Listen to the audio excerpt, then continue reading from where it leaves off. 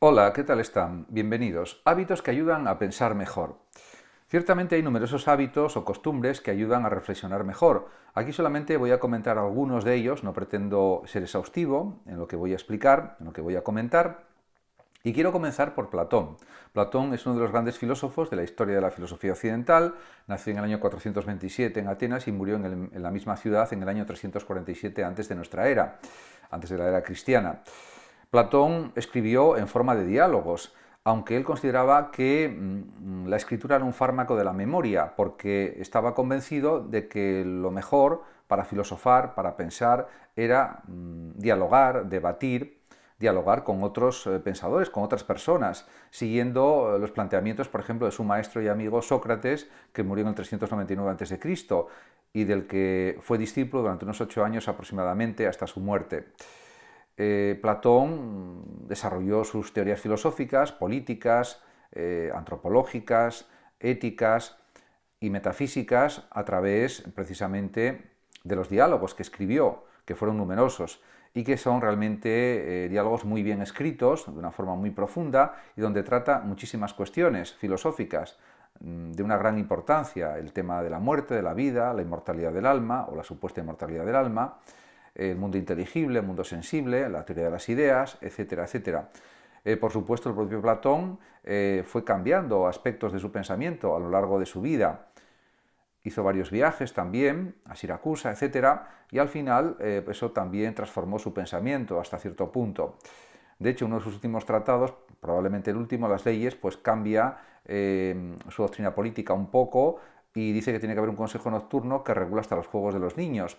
Eso lo señala porque quería un estado ideal jerárquico, aristocrático, que para él era algo mejor que las democracias que existían en su época. La democracia ateniense para él era muy imperfecta porque a veces la mayoría de las personas no saben tomar buenas decisiones y él consideraba que tenía que haber los reyes filósofos, etcétera, etcétera. En definitiva, todo eso lo desarrolló en la República y en otros muchos diálogos que él escribió. Otro hábito que ayuda a reflexionar más y mejor es el caminar. Por ejemplo, parece algo increíble, pero grandes filósofos han sido grandes caminantes, como el caso de Nietzsche, por ejemplo, de Heidegger, de Aristóteles y otros muchos.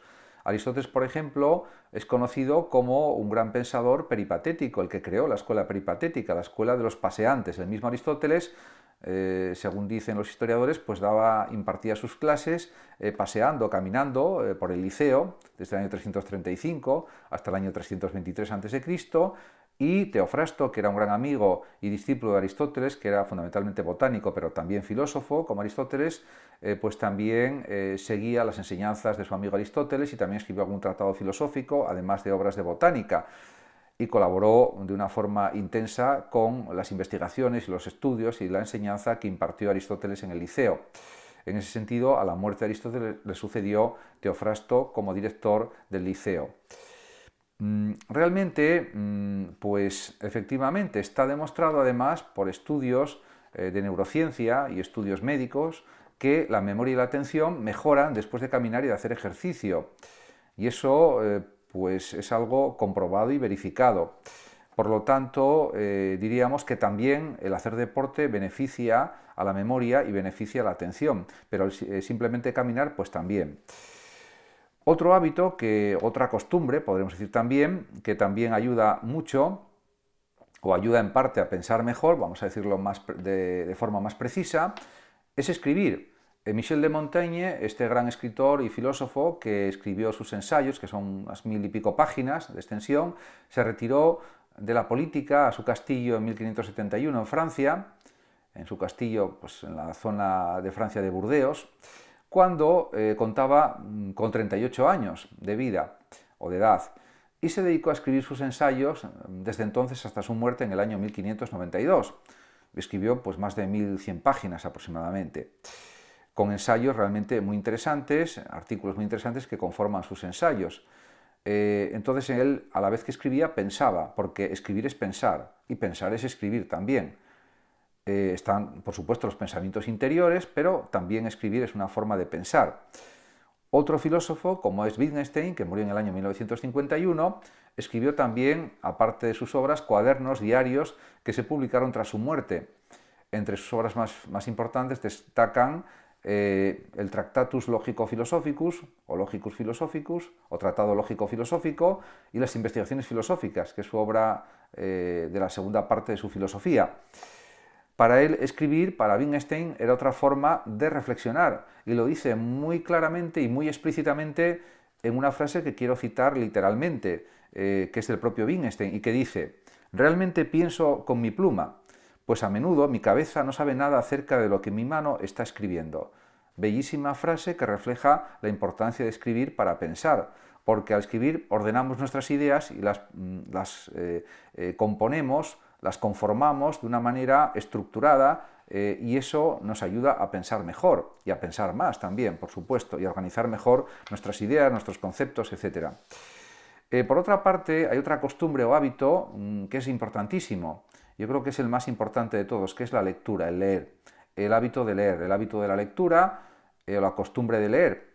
Porque está demostrado por estudios de la psicología, investigaciones psicológicas, por la neurociencia también, que leer mantiene el cerebro en buena forma, o mantiene el cerebro en forma e incrementa también la empatía, la comprensión también, el entendimiento de todo, y también está demostrado que la lectura incrementa el nivel de inteligencia que tiene ya cada persona. Eso es otro de los grandes beneficios que tiene la lectura. Por otra parte, también hay que decir que una buena costumbre también a veces es quedarse a solas. Estar solo también es indispensable para estimular la creatividad, porque si no es difícil estimular la capacidad creativa. Si se está rodeado de muchas personas, con mucho barullo, etc., eso impide o obstaculiza la creatividad, precisamente. Por eso los grandes genios, los grandes creadores, pues generalmente necesitaban aislarse, estar solos para poder crear, generalmente, aunque ha habido excepciones, como en todo. También se puede afirmar que, como escribió la filósofa política, podemos decir, Hannah Arendt, y es una frase de ella misma, pues dice: «En soledad siempre surge un diálogo, porque incluso en soledad siempre hay dos». Es una frase preciosa, porque realmente lo que está diciendo Hannah Arendt, esta filósofa de origen judío, tan importante, que fue también colaboradora y amiga de Heidegger, pues realmente lo que quiere indicar es que cuando pensamos internamente estamos dialogando con nosotros mismos. Es como si estuviéramos hablando con otra persona que somos nosotros mismos. Por otra parte, también hay que decir que a veces hay frases de estas lapidarias que son muy expresivas, y quiero citar una de ellas. Podemos decir que, por ejemplo, un libro en realidad es un cerebro que habla. Cuando leemos libros estamos leyendo una serie de ideas, argumentos, narraciones, lo que sea, y es como si estuviéramos hablando con el autor que lo ha escrito, bien sea una novela, bien sea un ensayo, bien sea un cuento, bien sean poesías, bien sean obras de teatro. Todo lo que leamos es como un diálogo con el autor o los autores de ese libro. En definitiva, leer es conversar de alguna manera con el autor, entender al autor, interpretar lo que dice el autor. Y en ese sentido, pues efectivamente eso también hay que considerarlo como algo importante para el hábito de pensar, para pensar más y mejor, con más calidad. Podemos también considerar lo que hacía Kant, pues este gran filósofo que revolucionó la filosofía en el siglo XVIII.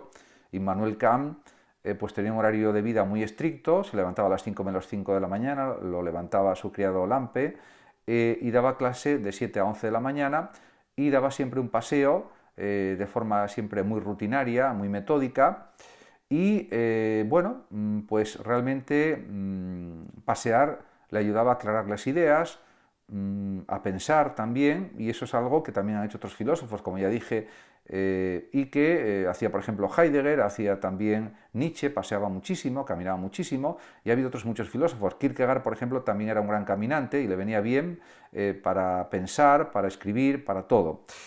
De hecho, ahora quiero hablar un poco de Kierkegaard, que era otro paseador compulsivo, podríamos decir, y escritor y filósofo. Es el creador del existencialismo filosófico, nada menos, que vivió en la primera mitad del siglo XIX. También fue autor de diarios y también de artículos, etc.